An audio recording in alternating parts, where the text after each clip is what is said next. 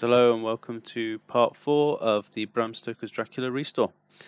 So at this point I've basically removed all the circuits from the back box. All the PCBs have been removed.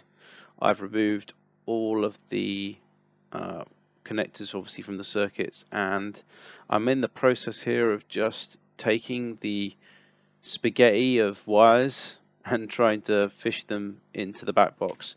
There's a lot of like cable ties at this point, where everything was kind of like tied together from the two different harnesses.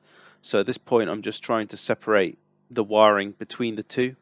So just for people's understanding, there's basically two wire looms, I'll call it. One that leads basically to the underside cabinet and funnels back to, like, say, things like the flipper board, so the optos for the flippers and the start button, the launch button, stuff like that. And then there's another wiring loom which directly goes to the playfield. So effectively they're your two looms. And then of course you've got also the small set of wires that come off of the lighting there. So I actually removed that off camera, mainly because I needed the wife's help and she didn't want to be on the camera during that process. So I just gotta cut the video at that point and then basically removed it. That's why you see it vanish from the screen there. It was quite easy to remove it, just a couple of hinges, and then obviously making sure the wires again were separated from the main spaghetti junction of wires that I had there inside the wiring looms. So yeah, they're all fed down.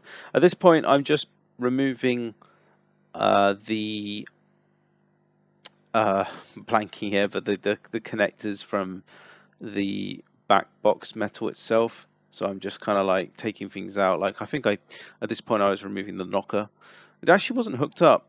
I still need to hook it up now, thinking about it, but I haven't tested it. So it's one of those things that I always say, like, if something was removed or turned off or disconnected when you receive a machine and no one's talked to you about it, it's probably because it was taken out for a reason. Don't just assume they disconnected it because they didn't like the sound of the knocker. It could be that there was a faulty coil or something like that. And obviously I didn't want to risk any damage to the machine. I've still got to do some testing on it to make sure that it's okay. But yeah, other than that, I just took that part out, and now I'm in the process of taking out the glass and removing the lock bar, of course. Here I'm just putting the glass away. So this is where I basically lift up the playfield, taking the balls out first. I've made that mistake so many times at the beginning when I first started getting pinball machines. Kept forgetting to take the damn balls out, and trust me, you don't want those things flying around the playfield as you lift it up. It's easier just to eject the balls out. So at this point, I'm going through and I'm gonna be like, disconnecting a lot of the clips that are holding in the harness. And I'm just trying to unfish everything. It was quite messy down there. I don't think anybody had gone through the process of basically making sure that the wiring was like neatly routed. And again, I think, as I say, this machine must have been tombed at one point in its life, given the fact there was some corrosion in the back box, which I think I discussed in part 3 of this video.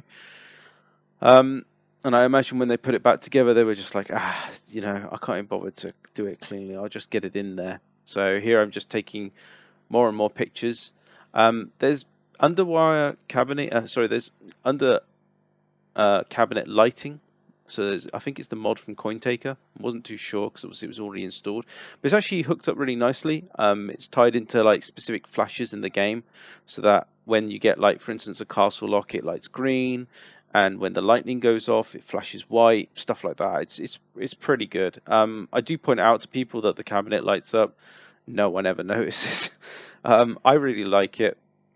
I haven't actually hooked it back up yet, but I'm still in the process of, at this point anyway, of putting like the powder coating. I've sent for instance, the legs and everything else off for powder coating, so I haven't got into a position where I've like put all the mods back on. The machine itself is functioning, and it's all working now. There were some issues with it, which I'll be discussing later on in these videos, when we had some problems when we put it all back together. But that was I suppose what you could call a future me issue. So at this point, I'm, as I say, just going through all the wiring, just doing some extra documenting, and I think I'd like forgotten to take some pictures of the cabinet. That really caused me some issue actually when I was putting everything back together, because I was having to look through photos, and some of the photos I'd taken, I think I just did them too close in. So you can see there the mess of wiring underneath there. But that was me just demonstrating, like, you know, what I was doing, taking out the wires out of the transformer and stuff like that, and disconnecting that away from the playfield. And here I'm just trying to unfish all the wires. They're just, you know what wires are like. Whatever you try, they always tangle. Doesn't matter what it is. It could be HDMI cables, could be speaker wiring, it could be, in this case, wiring looms from your playfield. They just find a way of just getting snagged on anything. And I swear they do their utmost to make your life a living hell to try and separate the two. So at this point, I'm just trying to separate, as I mentioned before, the playfield loom from the back box loom. Let's call it that, or the cabinet loom.